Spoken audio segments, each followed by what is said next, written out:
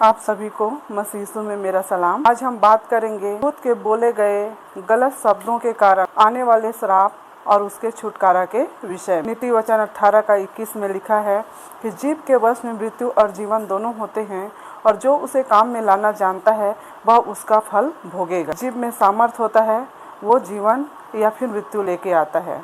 हम देखते हैं वचनों में, हम जाते हैं कि जब पिलातुस ने देखा कि कुछ बन नहीं पड़ता परंतु इसके विपरीत हुल्लड़ होता जाता है, तो उसने पानी लेकर भीड़ के सामने अपने हाथ धोए और कहा, मैं इस धर्मी के लहू से निर्दोष हूँ, तुम ही जानो। सब लोगों के ने उत्तर दिया कि इसका लहू हम पर और हमारी संतान पर हो। मत्ती रचित सुसमाचार उसके 27वें अध्याय के 24 और 25 वचन में हम इस वचन को हम पाते हैं। हम देखते हैं कि किस प्रकार इस्राएलियों ने प्रभु यीशु मसीह के लहू को, उसके दंड को अपने खुद के ऊपर और आने वाली संतान के ऊपर घोषित कर दिया।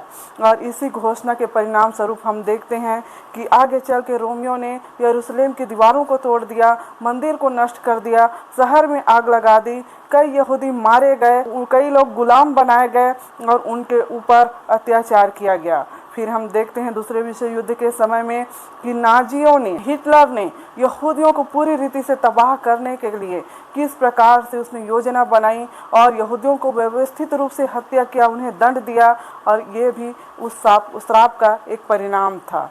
तो हम देखते हैं कि हम जब बोलते हैं शब्द, वो परिणाम लेकर आते हैं। तो हमारे जीवन में भी हो सकता है कि जब हमने कहा हो अपने खुद के लिए कि मेरा जीवन व्यर्थ है, मैं किसी काबिल नहीं हूँ, मैं थक गया हूँ, अब मुझे जीवन जीने की इच्छा नहीं होती, जब हम इस प्रकार बोलते हैं, हम क्या करते हैं, नकारात्मक बातों को बोलकर हम बुरी शक्तियों के लिए दरवाज़ा खोल देते हैं, और वो बुरी शक्तियाँ हमारे जीवन में तबाही पैदा करती हैं और कई प्रकार के दुर्भाग्य का कारण है, जिसके कारण लोग तंग और परेशान होते हैं।